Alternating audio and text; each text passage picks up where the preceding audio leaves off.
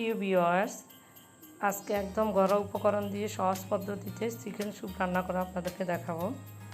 তো এই জন্য আমি নিয়েছি 200 গ্রাম চিকেন, এই জন্য 800 গ্রাম পানি, তারপরে 1 কাপ গাজর কুচি,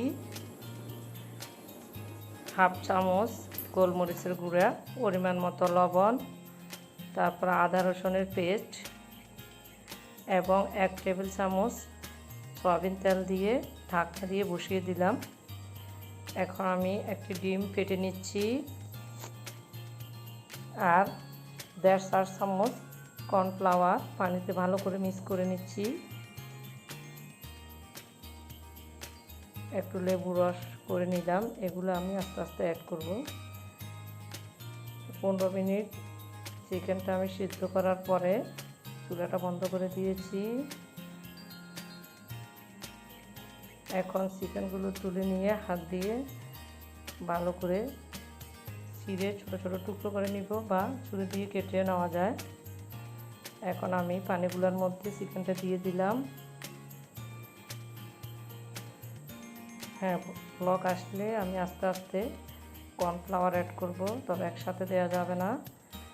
আস্তে আস্তে দিয়ে নাড়াচাড়ার মধ্যে থাকতে হবে, নাহলে ধলা পাকিয়ে যাবে।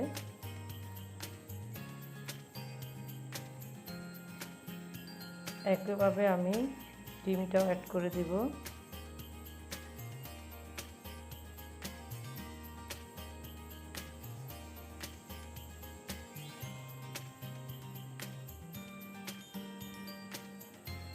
এরপরে দিয়ে দিচ্ছি টমেটো সস। আমরা চাইলে সয়া সস, চিলি সস দিতে পারেন। আমার হাতের কাছে যা ছিল আমি তাই দিয়েছি।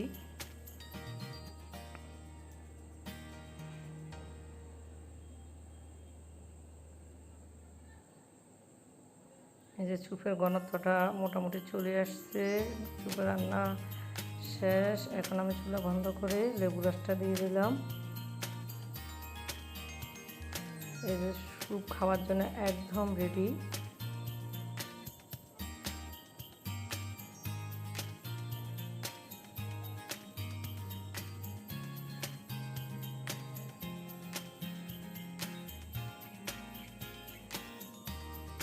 এই তৈরি হয়ে গেল চিকেন স্যুপ।